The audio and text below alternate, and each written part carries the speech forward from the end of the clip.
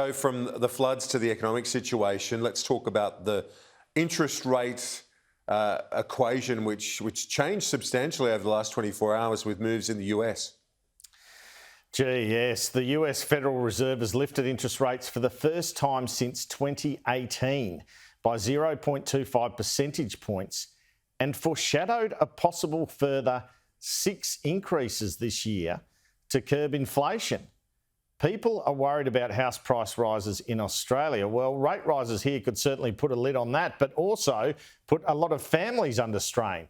Assistant Treasurer Michael Sukkar said on Sunday Agenda we should factor in a rate rise, or at least one, in the second half of the year.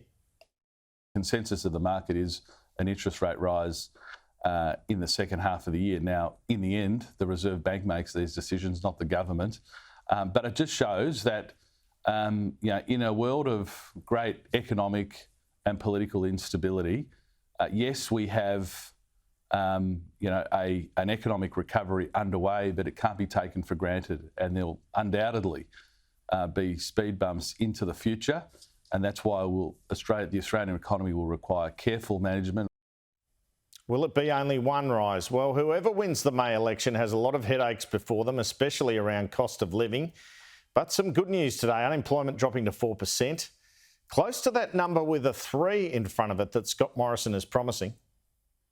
There are around 325,000 more jobs now than there were before the pandemic. The unemployment rate at 4% is the lowest rate that we've seen in almost 50 years. I was 5 years old when we last had an unemployment rate this low. And I think that says something. But people have other concerns that are hitting the government's prospects. The PM's still campaigning hard in WA today, arguing he has a lot in common with Labor Premier Mark McGowan as he tries to save WA seats.